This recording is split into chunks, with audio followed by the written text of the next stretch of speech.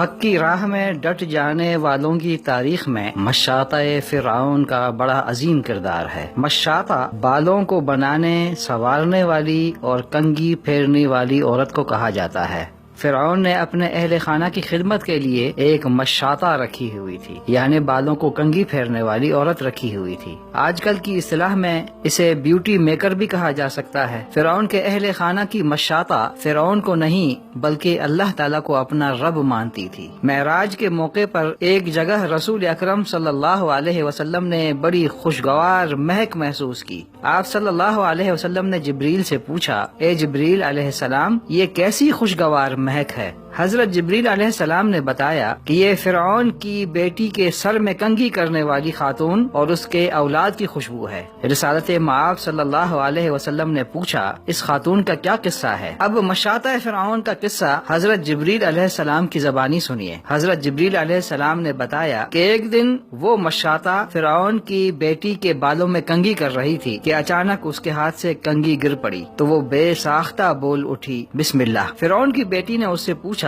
یہ بسم اللہ کا مطلب کیا ہے؟ کیا تمہاری مراد میرے باپ کے نام سے ہے؟ اس خاتون نے جواب دیا، نہیں بلکہ میرا اور تیرے باپ کا رب اللہ ہے۔ فرعون کی بیٹی نے یہ سن کر کہا، میں تمہاری یہ بات اپنے باپ فرعون کو بتاؤں گی۔ اس خاتون نے کہا، ٹھیک ہے، جاؤ بتا دو۔ چنانچہ بیٹی نے یہ بات اپنے باپ یعنی فرعون سے کہہ دی۔ فرعون طیش میں آ گیا۔ اس نے فوراً اس خاتون کو اپنے دربار میں طلب کیا اور اس سے پوچھا، اے عورت، تیرا میرے سوا بھی کوئی رب ہے؟ اس خاتون نے انتہائی جرأت اور شجاعت سے جواب دیا، ہاں، میرا اور تیرا رب اللہ ہے۔ یہ جواب سن کر فرعون نے تانبے کی ایک بڑی دیگ میں تیل یا کھولتا ہوا پانی بھرنے کا حکم دیا۔ جب یہ دیگ خوب تپ گئی تو فرعون نے حکم دیا کہ اس خاتون کو اور اس کی اولاد کو اس میں ڈالا جائے۔ خاتون نے فرعون سے کہا، میری تجھ سے صرف ایک درخواست ہے۔